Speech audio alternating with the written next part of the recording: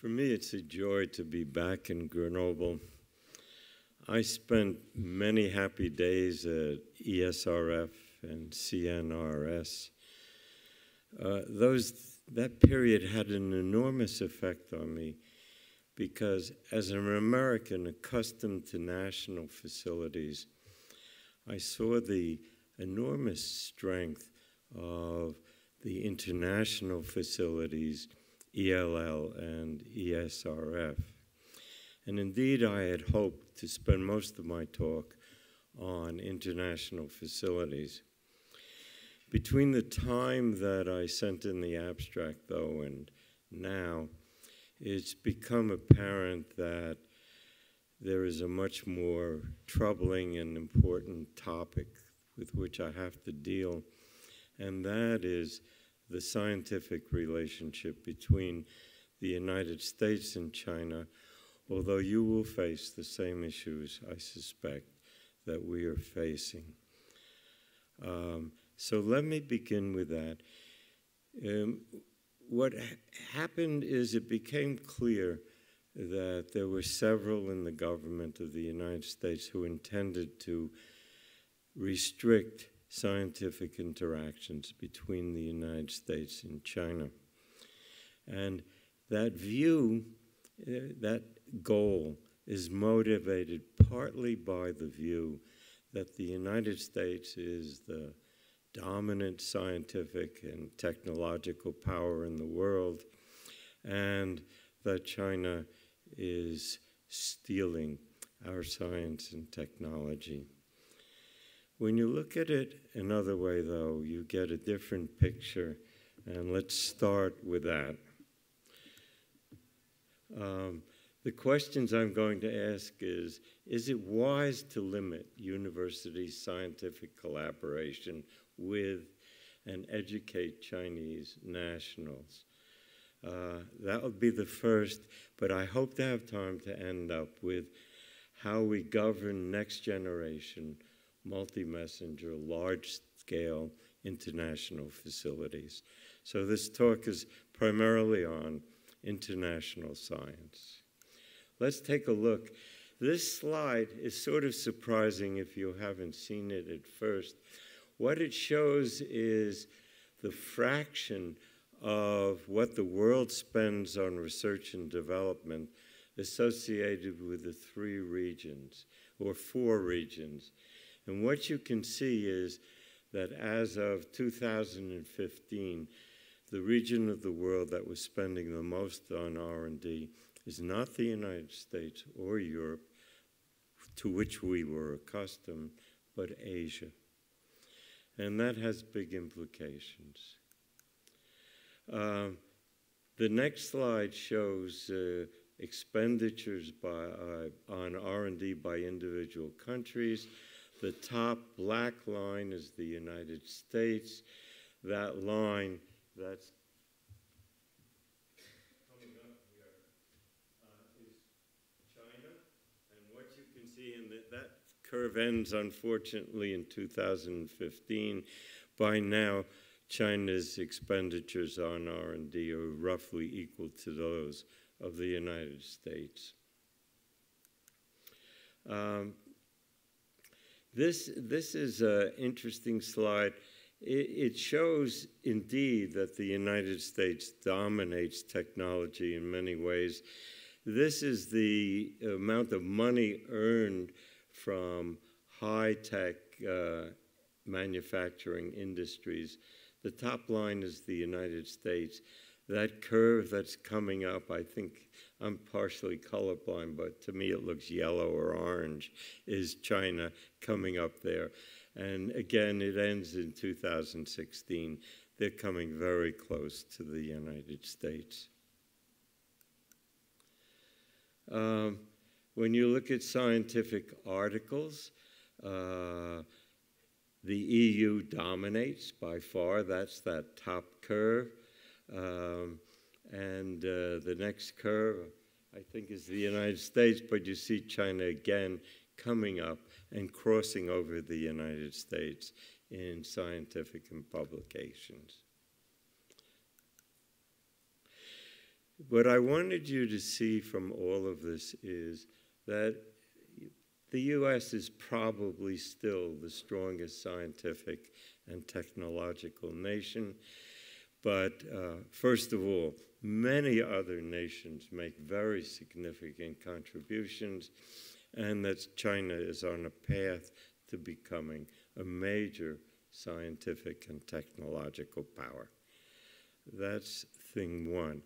And I think as we think about that, we can't think just about today, but we have to come to the fact that in some time in the next decade or so, China will be a scientific and technological power equal to, or perhaps greater than, the United States and the aggregate of the European Union.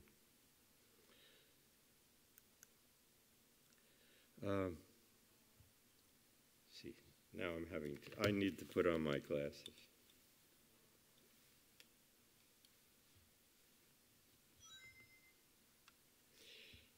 The next thing I want to show is how intertwined the world has become.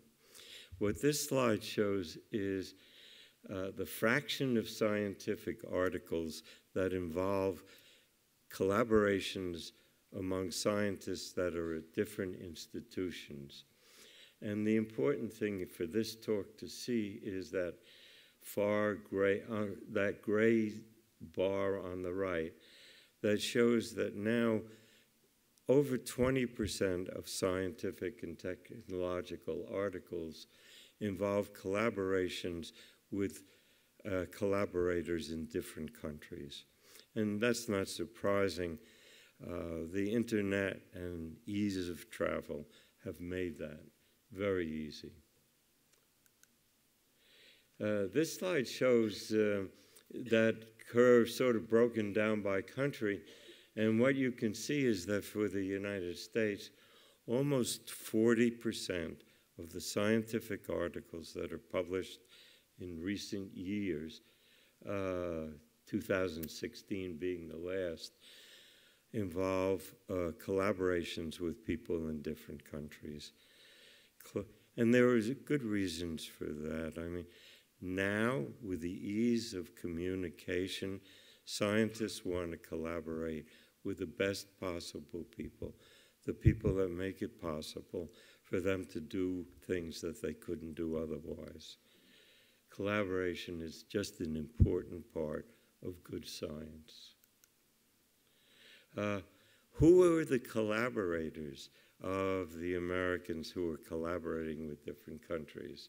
And what you can see is by far the dominant country is China.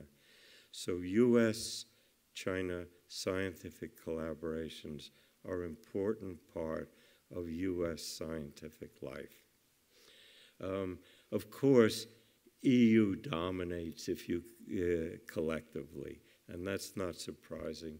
You have a scientific heritage that goes back far longer than the United States. And our neighbor Canada is significant as well. So in summary, I want to say that you can see it. International collaboration is now a major factor in science and technology. Scientists collaborate in order to accomplish things they cannot accomplish alone, and necessarily the quality of science is improved. And that collaboration between US and Chinese scientists is significant. It's greater than any other country. Now let's look at the relationship in a different way. And here I show doctorates awarded in the United States by the citizenship of people. And the purple lines, I think those are purple, again I'm colorblind, show American and people who are permanent residents getting doctorates. What I think is either yellow or orange are foreign doctorates. And what you can see is in engineering, approximately 55% of the doctorates go to people who are not U.S. citizens or permanent residents. It's also true in mathematics and computer science. So in those two fields, in fact, the doctorates awarded in U.S. institutions are not dominated by U.S. citizens, but instead by foreign students. Similarly, in the physical sciences and in life sciences, you have very strong representation of foreign students getting the doctorates in the United States. And for years, we have gloried in that. We have viewed it as helping other countries to become very strong in science, recognizing in the end that as other countries became strong, our fundamental goal to understand what this world is about would be strengthened by others participating in science. Where do those foreign students come from? And again, you can see China dominates.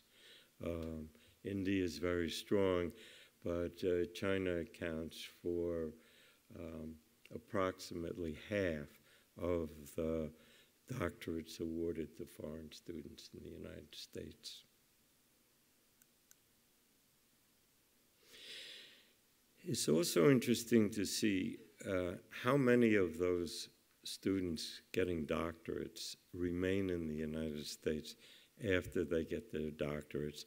We don't have recent data, but between 2005 and 2015, almost 90% of the Chinese students getting doctorates in the United States remained in the United States. As you heard, I was at the White House Office of Science and Technology Policy. I was there the last 3 years of the Clinton administration. And in 2000, I attended a meeting held by the Max Planck Institute of people at my level in science throughout the world. And the deputy head of the Chinese Academy and I were sitting around talking about these numbers. And he said, you know, I understand that a large fraction of our students remain in the United States, but the 10% we get back are very valuable. And then he said, what's more, it was a funny number. He said, of the last 207 people that we have appointed to high positions in science or engineering, either in the government or in industry or in academia, virtually every one of them got his or her PhD in the United States, stayed for many years in the United States, gaining experience, and then came back to China and helped us. So we're prepared to see so many Chinese stay in the United States because of the help we get initially and then ultimately. And both of us viewed it at the time as a good thing. I, having grown up in a very socially conscious family, watching China decrease the fraction of its population in poverty, took a sort of pride in the fact that we were helping them to improve their economy and their standard of living. The point that I wanted you to see, although it may not be all that obvious, is that Chinese nationals are a very important part of the U.S. scientific and technological workforce. I think if you look, I'm at Stanford, if you look at the faculty that we've appointed over the past 20 years, so many of them are people who grew up in China and then stayed in the United States and got their doctorates. About 50% of the companies formed in Silicon Valley come from people who are foreigners who came to the United States to study. Again, many of them are Chinese. As you can see, they're very, very significant in computer science, engineering, and math. They're also significant in earth, life, and physical sciences. We are just highly dependent on them. And these fields, as you know well, are important for the economy, for health, and for national security. Nevertheless, in spite of this, there are people who are really concerned about us having Chinese students getting doctoral degrees and any degrees at U.S. universities. You see there are so many statements, but I just have two of them up there.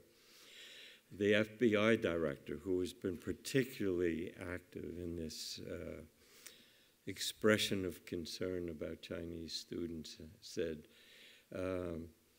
that they are exploiting the very open research and development environment in the United States and risks from non-traditional collectors.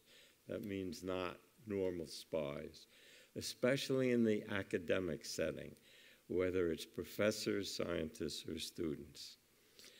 Similarly, Senator Mark Warren, who is normally a thoughtful person, warned that China is able to access emerging technologies through strategic collaboration with Western companies and universities. So what we see in the United States is a tendency to define something that we've never really defined before, sensitive technologies. And that ranges from artificial intelligence, quantum computing, even accelerators for high-energy physics and synchrotron radiation, and a move to limit access of Chinese students to it. Even in Congress, there have been bills. Well, here I summarize some of the things that have happened. Now, at a DOE lab, if a foreign national from China or Iran wants to use, say, a synchrotron or a neutron facility, in our country, the equivalent of ELL and ESRF, almost all those facilities are at Department of Energy laboratories. A Chinese student would have to apply, send a CV. It had to be approved in Washington, as would an Iranian student. So that is the tip of things that may be coming. There are reports of slowdowns in issuing visas to Chinese national students. And finally, there are two bills in Congress that I hope will never get passed. The Protecting American Technology Act of 2019. And it sounds innocent. It would say which would require foreign researchers having access to technology controlled under export administration regulations to obtain a deemed export license. I have to explain to you what that means. Many, many scientific instruments that we use routinely in the laboratory are on a list where if you want to export them to other countries, you have to get a license. Then there's something called deemed export, where if you tell someone about those instruments or munitions, things of that sort, just the information itself is considered a deemed export.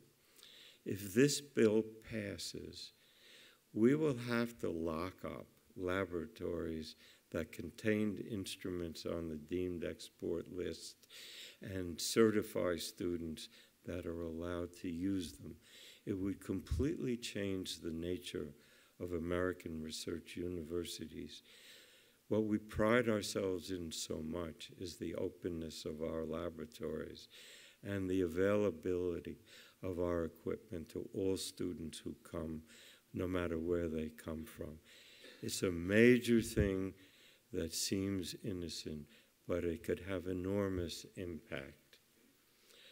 The next act, which I also hope won't get passed, it was introduced by another representative, and it would make the Department of Energy establish a task force to monitor sensitive research projects. Now, you have to understand that since President Reagan, we have lived with something called National Security Directive 189, which says there are only two ways of classifying research. Either it's classified or secret and deemed secret, or it's open for publication.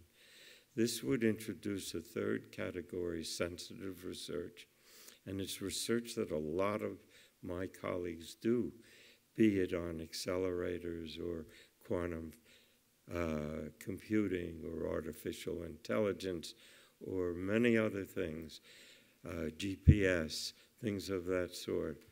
And so they would be put on the sensitive research list, and students who are Chinese, Iranian, North Korean, or Russian would require approval from the Director of National Intelligence to work on these projects. My fear, and it's beginning, is that these acts will reduce the interaction of Chinese students. We'll see fewer of them in the United States. It will weaken our scientific workforce. Our ability to interact with Chinese scientists is also watched very carefully now, and that will weaken American science too. It's a major thing. And let me say, I'm hoping that you'll be as critical as possible of this talk, because when I go back to the States, I have to work to stop these things, or I want to work to stop these things. So if you see weaknesses in this talk, tell me. I'm looking forward to criticism, not adulation.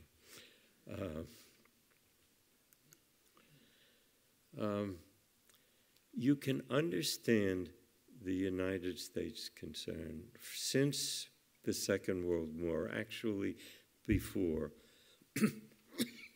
We've been the dominant scientific and technological power, as well as the dominant economy in the world. If you think about the factors that have made us that, a large population in one nation, a very strong economy, very strong in science and technology, those make us strong economically and also militarily. Well, if you look to the future, China has all of that on a much larger scale than the United States.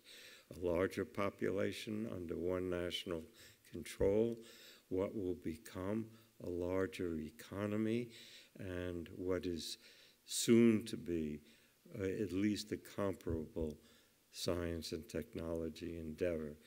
So there are fears that we will no longer be the major scientific and technological and military power in the world. Fears that China will become militarily aggressive and that the U.S. standard of living will decline. I look forward, as always, 10, 20 years out and ask, what will happen if we really do isolate ourselves from China and they become the major scientific and technological power? Will we be surprised because of our failure to interact by some action, some event, some development, equivalent, say, to Sputnik with the Russians. We're opening ourselves up to that, and we're cutting ourselves off from a source of wonderful workers in the United States and collaborations with our Chinese colleagues. I can't even read that slide. Let me summarize it. The striking thing about all of this is I follow very carefully the reports of inspector generals and other people who would be prosecuting or leading to the prosecution of spies in the universities. The striking thing is I haven't found a single one where we have gone after a Chinese national student. And similarly, when you look at the numbers of Chinese faculty who have been prosecuted in any way, as far as I can tell, it's under 10. So we're making what appears to be a major problem what it seems to be a very small number of players. And you have to ask yourself the question, is it really worth it to cut off Chinese students, to cut off interactions with Chinese colleagues on the basis of a very small number of cases in which science and technology has been, quotes, stolen from US universities? I don't think so. I think as well that we have to welcome the development of the entire world participating in the scientific endeavor. I mean, many of us are in this only to understand the world around us. And the more people doing that, the better we will understand the world. But you also have to ask yourself the question, would you or your neighbors care if the cure for Alzheimer's was developed in China rather than the United States? You sure want to have the cure no matter where it's developed. The more people we have doing research, in the end, the better off the world will be. And even though we may abhor Chinese treatment of some of its people, we have to remember the enormous gains that they have made in reducing poverty. Believe it or not, in spite of its very large population, if you use the World Bank definition of poverty and you use the US Census definition of poverty, there are more people living in poverty in the United States than in China. They have really made enormous efforts to reduce poverty, and we've got to respect them for that. So what I'm saying is, really there is need for real thoughtfulness as we move to a world where power is shared really among three bases, the EU, Northern America, and Asia. And we ought to think very, very carefully about how we move forward. It's not obvious that there's infinite wisdom in Washington at the moment, but perhaps we will gain more. And the other thing that I wanted to talk about is with the development of China, there are real opportunities for collaboration. And I want to go back to my enormous respect for ESRF and ELL, which when I was here were the most advanced facilities in the world of their type. And think now about some of the new international endeavors. I think we were all excited when gravity waves were at last observed. Think about that. In order to pinpoint the source of the gravity waves, and now the several different observations, we required two big interferometers in the United States, LIGO, they're both called LIGO, plus Virgo in Italy, plus some satellites circling the globe.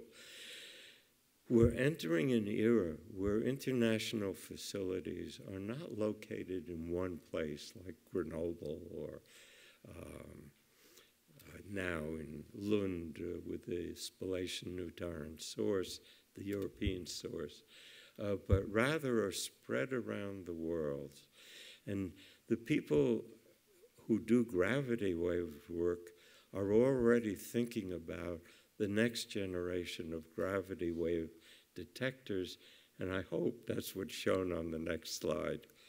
Yes, and what you see is detectors spread around the world, and I think this is representative of one sort of science that we're going to see in the future.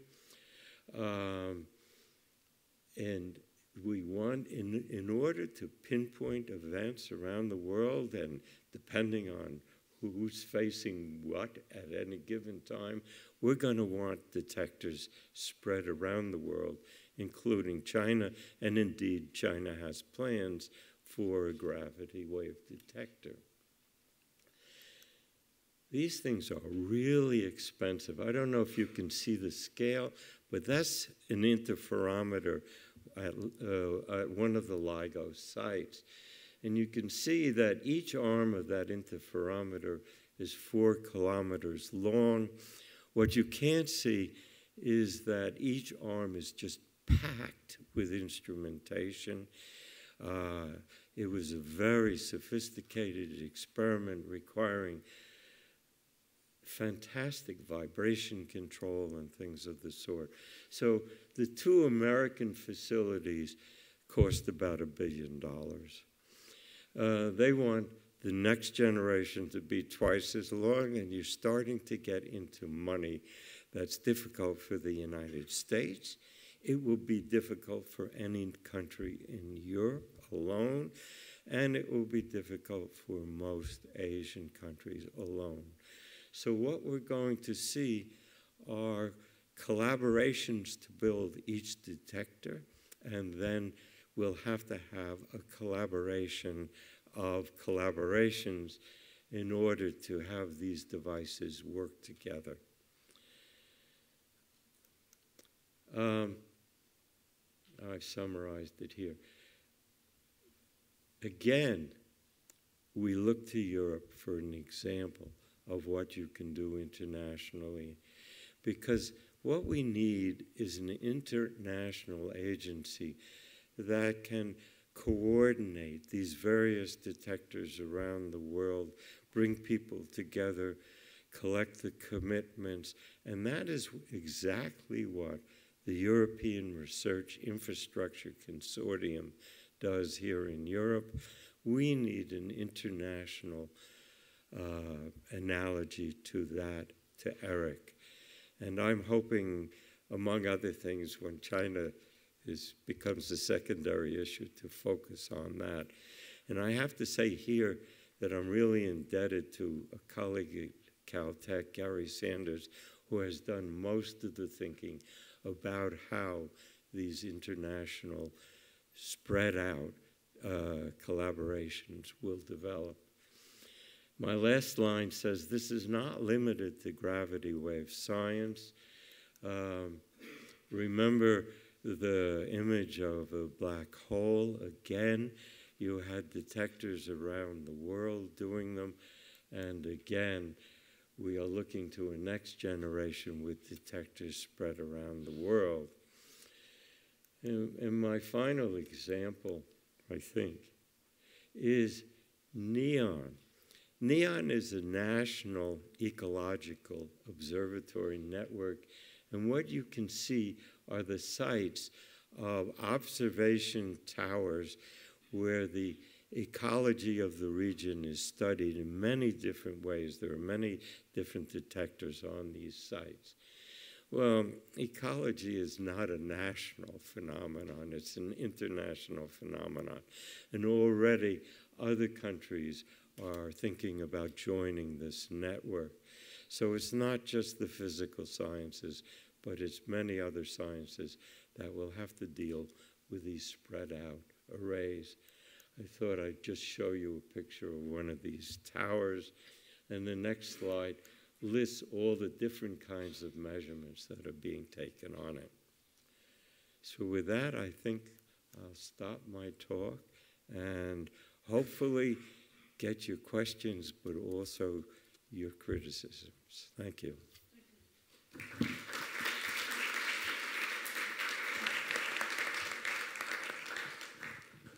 Any questions? Okay, so maybe start with the first one. I hope this will encourage you to ask other questions. So it is a little bit of bizarre question. So what would be your advice to the president of Stanford if, let's imagine, the Chinese government comes to Stanford and offers 20 billion euros every year for 10 years for building the quantum computer, but that will belong to China. And then the president of Stanford asks you for your advice whether to accept the offer or not. Wait, would you clarify what would happen with the information and the equipment? It will belong to the Chinese government because they will pay for it. We wouldn't even accept such a grant from General Motors. And I'll tell you that when I was vice provost and dean of research, I turned down a very large grant from the EU because it had restrictions on publication, and we wouldn't take the money because the EU might prevent our faculty member from publishing, okay?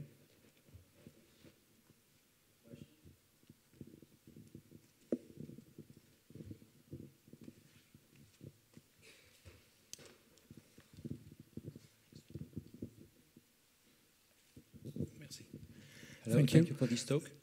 There are by construction I'm thinking at two objects on Earth which are international by construction, which are Antarctica with the treaties of 1961, and the space, which is by construction everything above 100 kilometers high. 60 miles in the States. And there is a third one, which is by default international, which are the international waters of the ocean. Is there any will to construct international research project on this object? We have, in fact, international projects on all of them. Even though the sites in Antarctica are national, they tend to cooperate. Certainly in space, we have a number of international cooperations. Among them is the Fermi Gamma Ray Telescope, which was so important in helping to pinpoint the source of the first observed gravity wave. It's an international collaboration that involves the US, NASA, the European Space Agency, Italy in particular. So there we have international collaboration. I'm less familiar with the oceans, although there is one example of international collaboration. I just don't remember the details. Okay, I have a question which is somehow a gentle criticism also. To me, you make a little confusion between the collaboration with China and welcoming Chinese students. And your instructors could say that now that China has grown up and has universities, internationally performing universities, you don't need welcoming students anymore. You can just collaborate with universities. And my point is, what is the United States policy with regard to collaboration with Chinese universities, rather than welcoming Chinese students?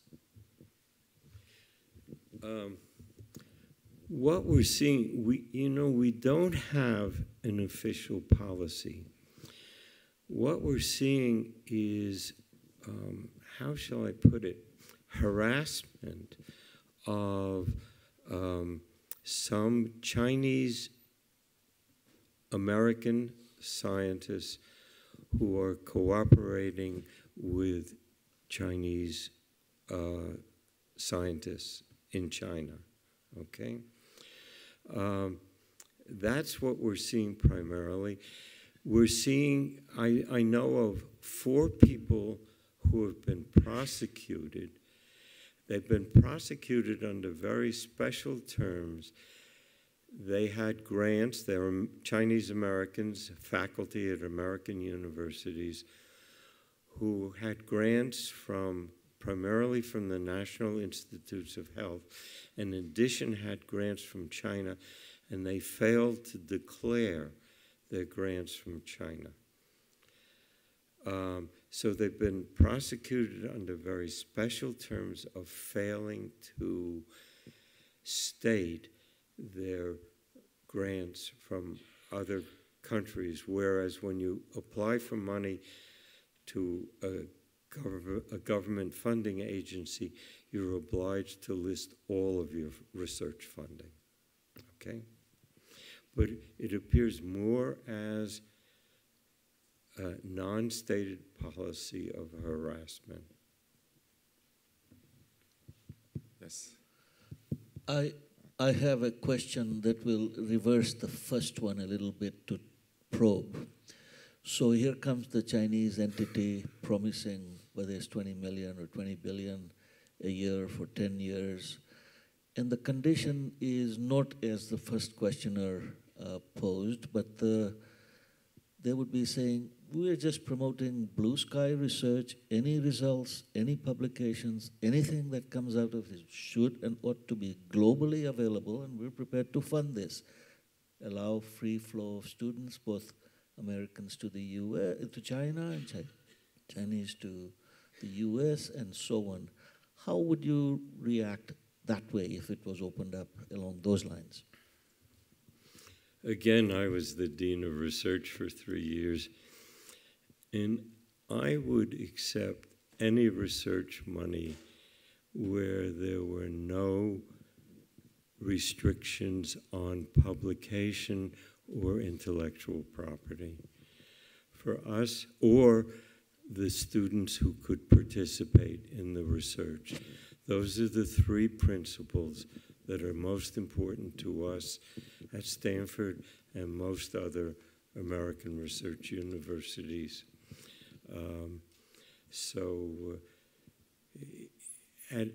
During the Vietnam War, I was among the very first faculty to oppose the war and among the strongest of speakers who opposed cutting off Department of Defense research.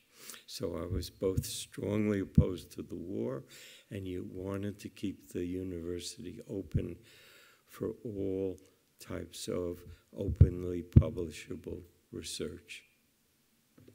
Yeah. So thank you for this over here. Hello. Okay. Yeah. Thanks for this presentation and your thoughtful ideas. So now clearly it seems that the sort of the penetration of Chinese scientists in the US is very lopsided. I think this gives rise to this anxiety and to concern about stealing things and so on. Is there not a way to rectify this, to address this by sort of equilibrating this, having collaborations with Chinese institutions, and sending US students and European students to China, and have this a bit more balanced maybe, and then naturally these concerns, which are maybe a bit overblown now, go down a bit. Yes. Is this maybe something that the US could do to formalize a mutuality and exchange, and really say, look, we open up our borders, but at the same time we would like also a reciprocity? I think certainly I would like to see that. The question is our government attempting to cut that off? You know, I mean, we have in fact many scientists going to China. When I directed our synchrotron laboratory at Stanford, I went to China as early as 1978 to help them get started on synchrotron radiation. And the staff of my laboratory went repeatedly to China, as it did to South America and Thailand and other places around the world. And I came here to help countries get started in synchrotron radiation. We have many American scientists, both those who grew up in China and those who grew up in the United States, who would like to help China and collaborate. The question is, do they put themselves in jeopardy with this particular American government?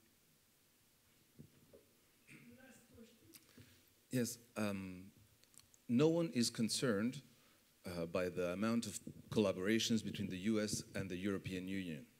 And that is because the US and the European Union have been long allies for a long time. And I think the scariest part of your talk was that line when you say that China might become military aggressive. And there's a graph that you didn't show, would be the evolution of defense expenditure of both regions. Because if you consider China, which has been for long an economic ally of the US, well, now that your administration launches a trade war, things might change, but you're not concerned to collaborate with allies. You're only concerned if they become enemies. So what's your take on the military risks that can face China and the US? Well, first of all, I don't think anyone for the next century or two is going to go to war directly with the United States. The scale of war between China and the United States would be so devastating to both countries that neither would achieve it. What's more likely are the sort of border wars that, you know, I mean, Taiwan, obvious possibility. You know, if I were still in the government, I would be advocating the strongest economic and scientific ties possible, with still the sort of world liberal view that if you have those ties, they decrease the possibility of war. I would advocate helping China increase the standard of living of its people, recognizing that people who are comfortable in life are less likely to want to go to war. And I'd go that route, you know, and maybe it's naive, but that's the route that I would take.